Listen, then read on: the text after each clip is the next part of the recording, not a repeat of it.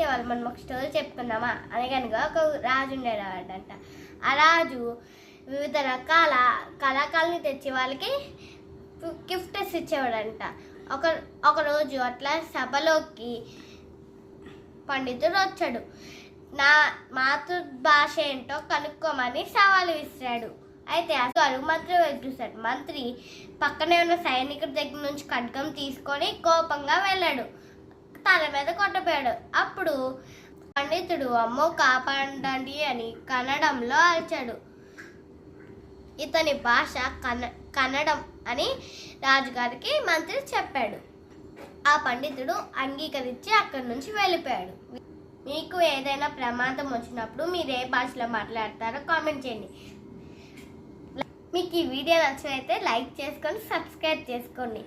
మీ దగ్గర ఇంకేమైనా స్టోరీస్ ఉంటే నాకు పంపించండి. నేను మళ్ళీ